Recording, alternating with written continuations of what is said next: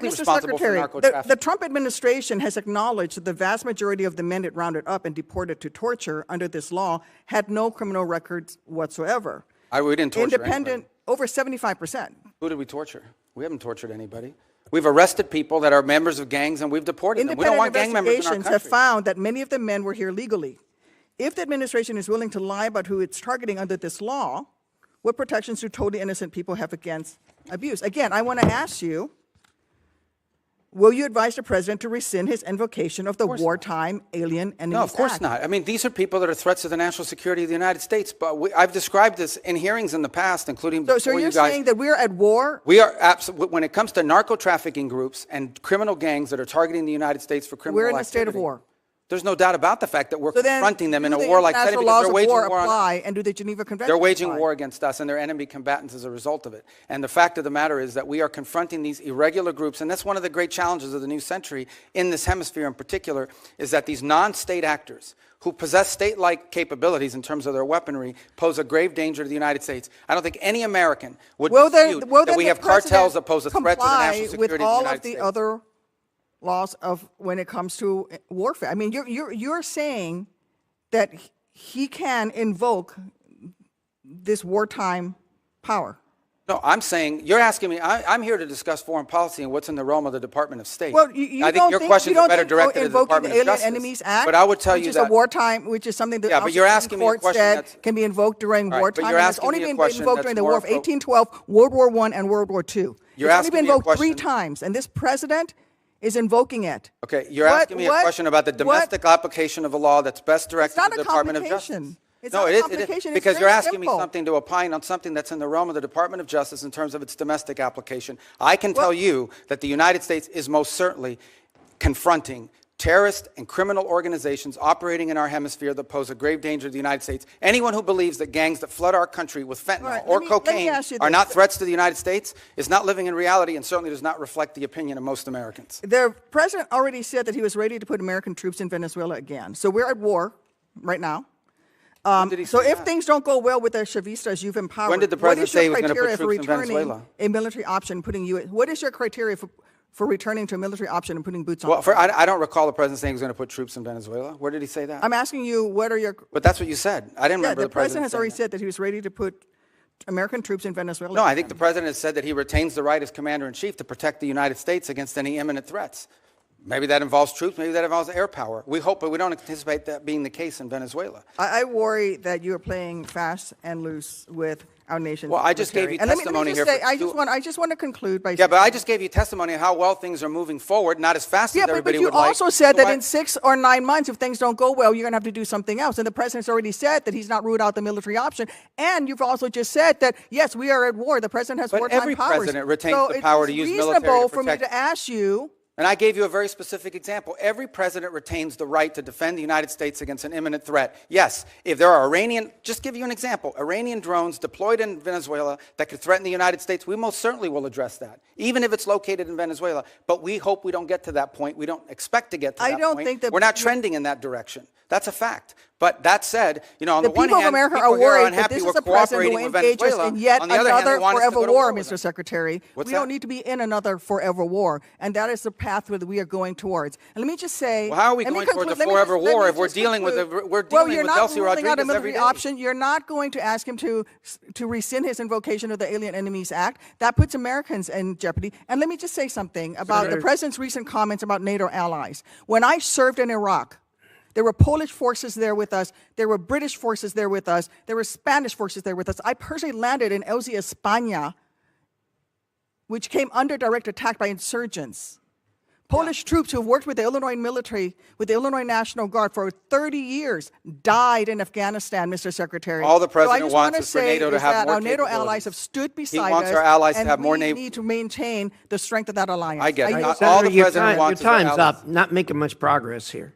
Well, let me just say, the president just wants our allies to have more capabilities to be involved in operations like that, God forbid, in the future if necessary. That's not what an he said. unreasonable He said request. that they stayed a little behind, and they certainly did not come to our defense. And Well, not which every they country did. in Europe, not every country in NATO participated in those missions. Some did.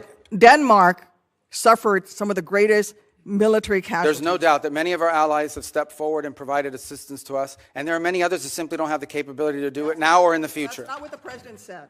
So that's what he was pointing to. Thank you, Mr. Chairman. Thank you, Secretary Rubio, for being here. I also want to thank you for reaching out to me the night of the execution of the arrest warrant against Nicolas Maduro. I could tell when we talked that you had been up all night, and it was kind of you to reach out to me and describe what had happened that evening. I've long been a believer in the fact that the United States has been abundantly blessed by geography. God and nature's God have blessed the American continent with two vast oceans, one to our east, one to our west, that have protected us from the old powers of other parts of the world. We should use those to our advantage. At times in our past, we have somewhat neglected the Western Hemisphere in recent decades, and I'm pleased that you and President Trump have been refocusing on the Western Hemisphere. As we look at burden sharing in other parts of the world and pivot some of this focus back to our own hemisphere, tell me what that looks like. Tell me what it looks like to orient some of our burden sharing toward our own hemisphere. Well, I think you're seeing some of it now. Look, our hope is eventually not to have a military presence of the kind you've seen in the Caribbean to deal with this very acute matter. But the truth of the matter is that it was surprising in the first place, right?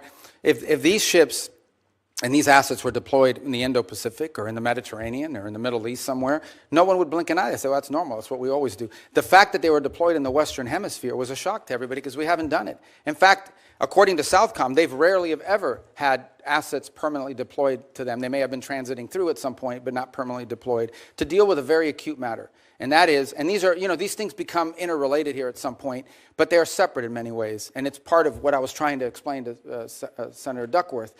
We have a real reality in our region of these transnational criminal terrorist organizations that in many cases possess weapons that you ascribe to a nation state, not to a gang, who pose a grave threat to the national security of the United States, but also to the stability of the region. If you walk through the region, what is the primary threat in Colombia? Transnational criminal organizations. What is the threat to Mexico? What is the threat to the Caribbean basin? These groups have to be confronted. They have to be confronted forcefully.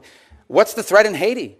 To systemic collapse. And that is these criminal gangs that basically control territory and threaten the ability to even form a government there in that regard. So it's endemic throughout the region, and it ultimately impacts the United States through mass migration, through drug trafficking, and other related criminal organizations. And so we need to have a force posture that can confront that and that can provide assistance in conjunction with other partners.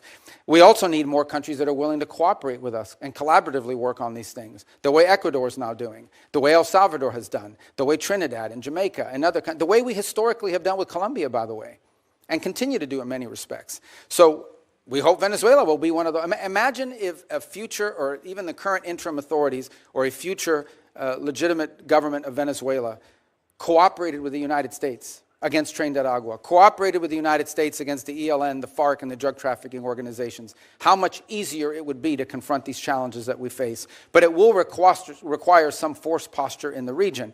I think the one area, if your question is in the context of NATO, the one area we have to recognize is that we need to have a presence in the Indo-Pacific. Many of you travel overseas and are constantly being told by our Indo-Pacific allies they want to see a sustained commitment of the United States to the region.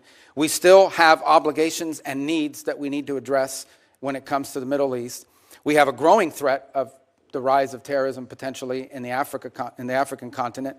And then, of course, you point to the Western Hemisphere. So that doesn't mean we're abandoning NATO or abandoning Europe. It does mean that we are going to have to, at some point, readjust our force posture in the world to deal with all of these realities. And as a result is why I keep making the point, the stronger our allies and more capable our allies in NATO are, the more flexibility we'll have to do that. We'll still be there with our assurances. We'll still be there with our presence. We'll still have some of the largest military deployments in the world will be in Europe with our allies. But we are going to need some flexibility to do this over time. And we've told this to our allies, and we've told them there'll be no surprises. And most of them understand it. Frankly, they do. And that's why they're moving very quickly in many cases to rearm and reinvigorate themselves. Over the last 5 to 10 years, we've seen China gain pretty significant footholds by historical standards in South America, in Central America, in parts of the Caribbean. Sometimes this occurs simultaneously with and in the same places as drug cartels, places where drug cartels are the strongest. How would you describe the connection between those two things? Are they correlated, or is there a causal? Well, the correlation may be to the extent that you have, usually when you have strong narco organizations or drug trafficking organizations, you also have very weak states that are, in some cases, vulnerable to corruption. So the general Chinese practice has been, you go into a country, you offer to build a bunch of stuff that you end up building poorly. And to get that contract, you do it as a market share thing, not because you can make money off it, but because it puts you in place at the expense of everybody else. You sometimes have to bribe people locally in order to get that, and it gives you a foothold into that country and allows you to expand into other sectors. In some cases, frankly, it has been like in telecommunications, because Huawei shows up with a deal, and no Western company shows up with a deal that's affordable, and so they go with Huawei because they want to have 4G, not to mention 5G. Huawei provides a product that's not the best, but it's good enough, and they can afford it.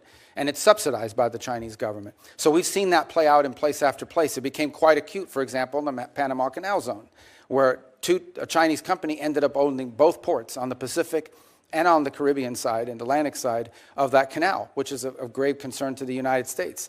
So I do think you've seen their presence, largely through economic means over time, create leverage over nations in the country who become emboldened and either trapped in debt traps or trapped in bad contracts they can't get themselves out of, and always in sectors that are valuable to China that include rare earths, and critical minerals, energy, and infrastructure. Senator Schatz. Thank you. Thank you, Chairman, Ranking Member. Secretary, good to see you again. I want to ask about the oil. Under U.S. law, funds received by the government must be deposited with the Treasury. Earlier, you testified that the funds are being held short-term in Qatar and then will move to a Treasury-blocked account. What is the statutory authority for the administration relying on Qatar to hold the funds? It's not our funds. The funds are in an account that's owned and signed. It's an account that belongs to Venezuela, but it has U.S. sanctions as a blocking mechanism on it. And one of the primary reasons why it was in a third country initially, until we could create the mechanism to move it to a U.S. presence, is twofold. One, we have an issue we're working through on recognition. What is exactly, you have to recognize a government, but we don't recognize this government. We recognize the 2015 National Assembly. So we have to find some creative way legally to meet that standard. The other is, frankly, creditors. If any of that money touched a U.S. bank, even if it was an account in the name of the Venezuelans, it would immediately be seized upon by a number of creditors who eventually we'll have to take care of, but in the short term, that would impede the ability of the Venezuelan authorities to receive the funds they need to operate. So do you have